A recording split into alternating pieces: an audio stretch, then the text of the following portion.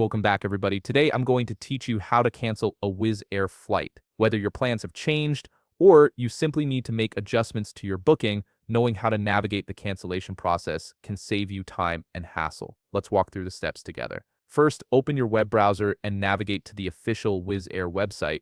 You'll want to type in wizzair.com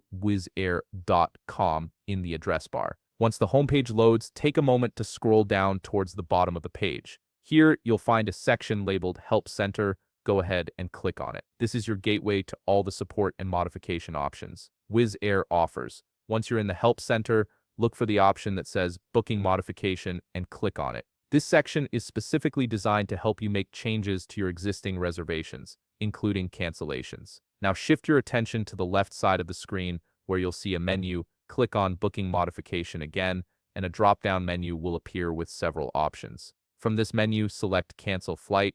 This takes you directly to the cancellation process. Next, you'll see a button that says Cancel Your Flight. Click on it to proceed. At this point, you'll be shown a clear breakdown of the steps required to complete your cancellation. Let me walk you through what you need to do. First, log in to your Wizz account using your credentials. Once logged in, you'll see a list of your bookings. Select the booking you want to cancel by clicking on Details under your flight. On the booking overview page, look towards the right corner where you'll find a button labeled Make Changes. Click on it and then choose the option that says Cancel Flight. Now you have the flexibility to select which flight or flights you wish to cancel. You can choose to cancel either one leg or both legs of your journey depending on your needs. After selecting the flights, you'll also need to choose the passengers for whom the cancellation will apply. You can select all passengers or pick individual travelers. Before finalizing, you'll be shown the refundable amount. Take a moment to review this carefully. Once you're satisfied, confirm the cancellation. The refund will be processed, and you should expect it to take up to 72 hours.